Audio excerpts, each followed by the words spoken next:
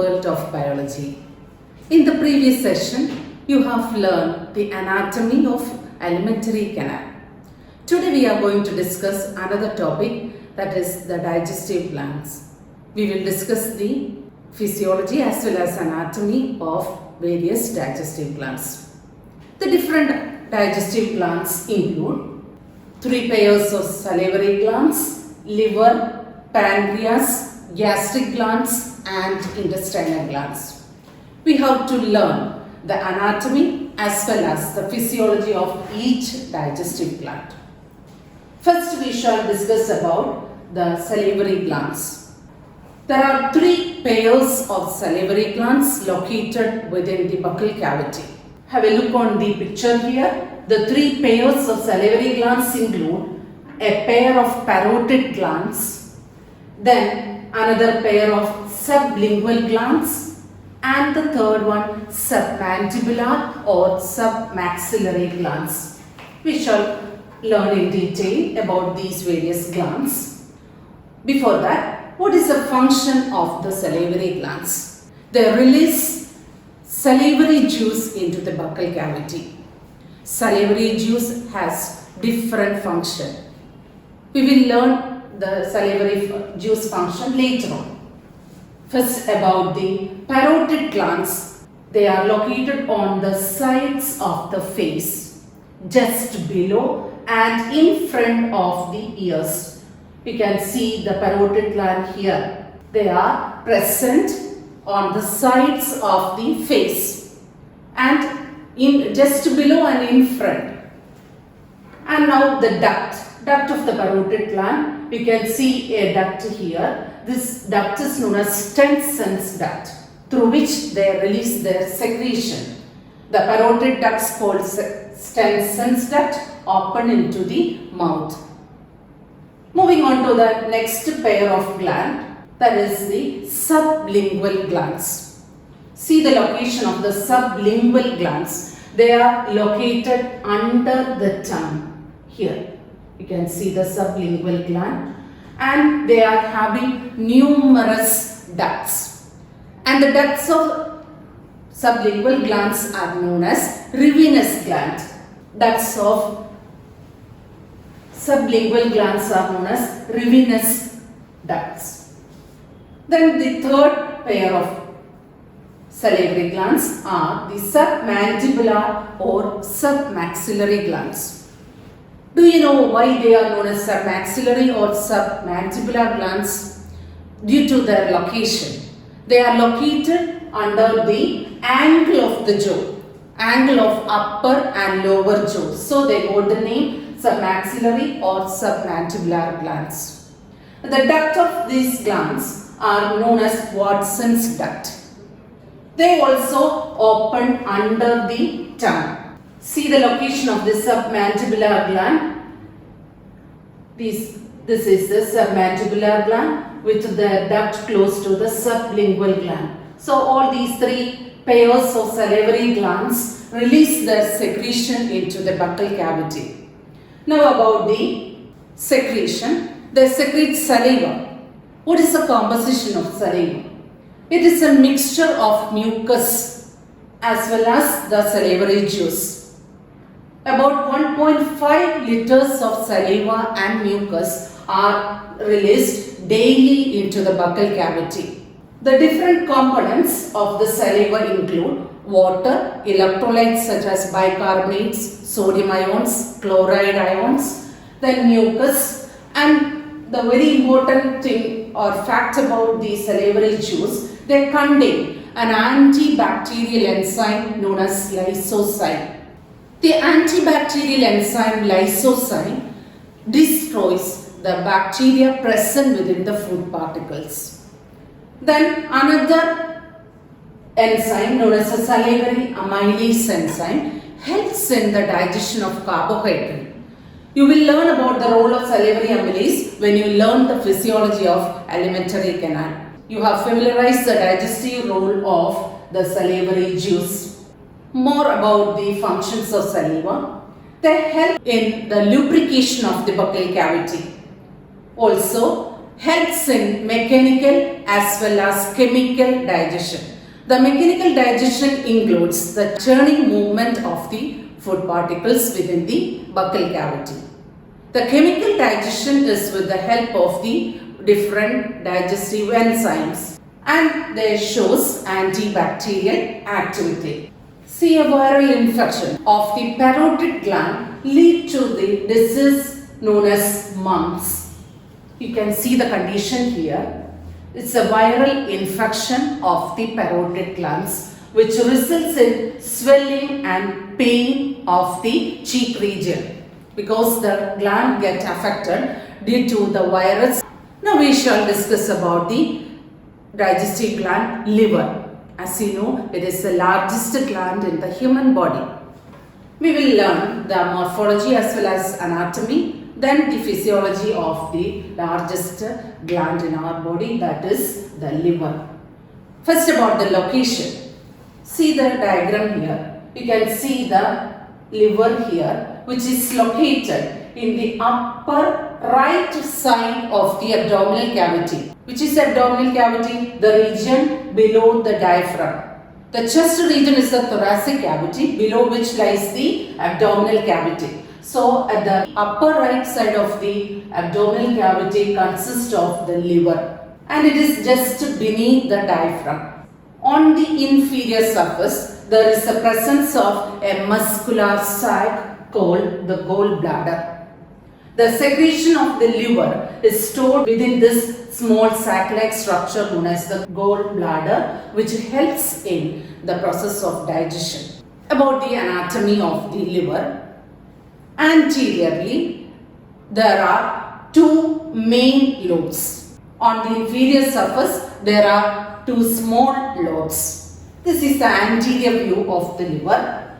See, this is the right lobe.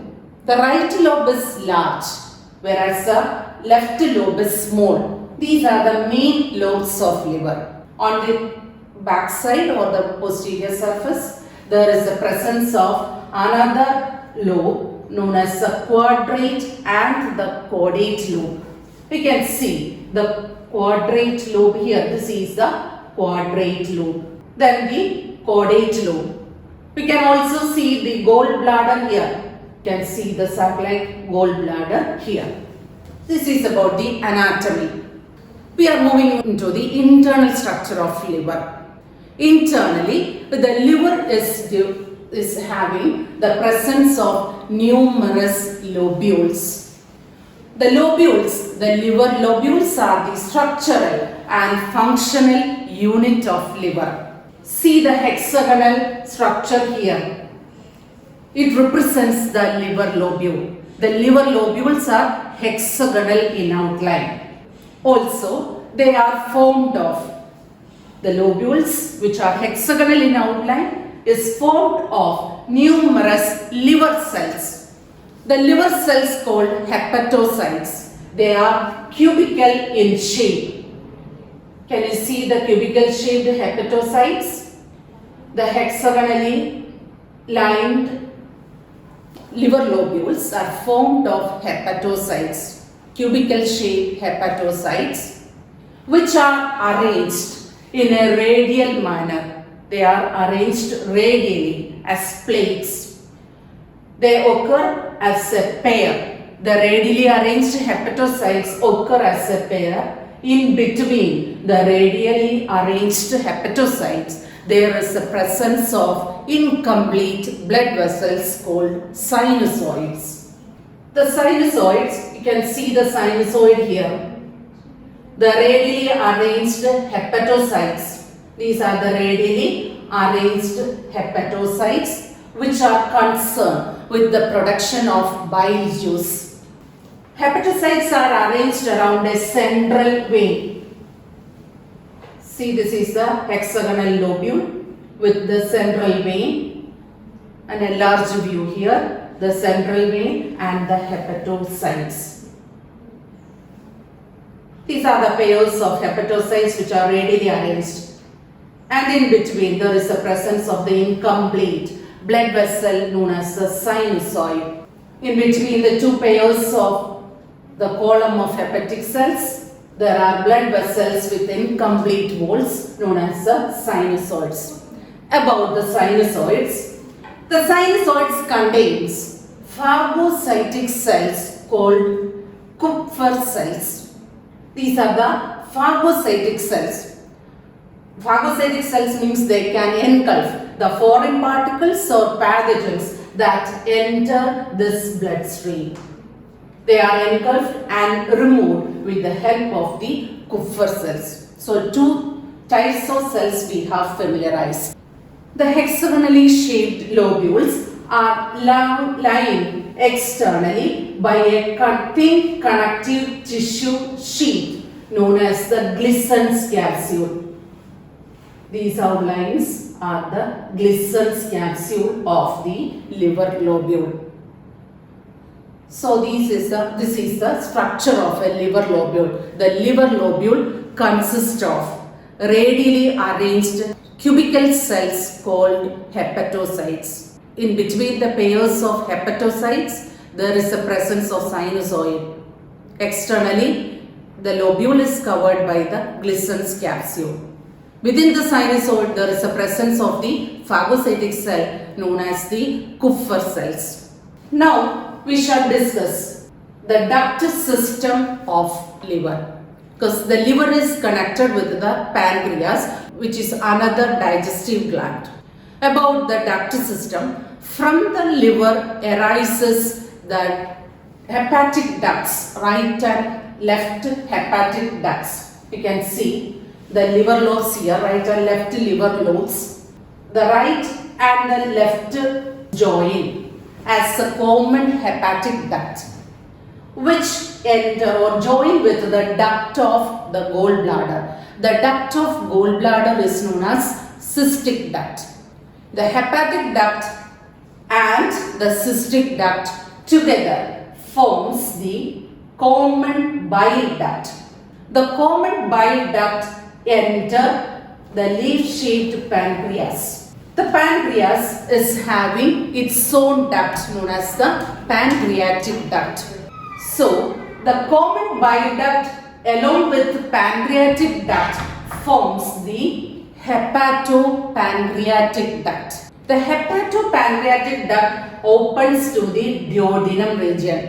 The duct of gallbladder called cystic duct along with the hepatic duct forms the common bile duct. Bile duct and pancreatic duct forms the hepatopancreatic duct and it opens to the duodenum. And at the opening, it is regulated by a muscle or a sphincter muscle known as the sphincter of Oddi. So, sphincter of Oddi. See the duct system of liver, gallbladder and pancreas. From the liver arises the hepatic ducts. This is the duct of gallbladder. What is it called? It is the cystic duct. The cystic duct and hepatic duct together forms the common bile duct. Within the pancreas, it has its own duct. This is the pancreas. The duct of pancreas called pancreatic duct. They together, the common bile duct and pancreatic duct together forms the hepatopancreatic duct. This is the duodenum. Hope you understood the duct system of liver, gallbladder and pancreas. You have familiarized the anatomy and the duct system of liver. Now about the role played by liver in digestion.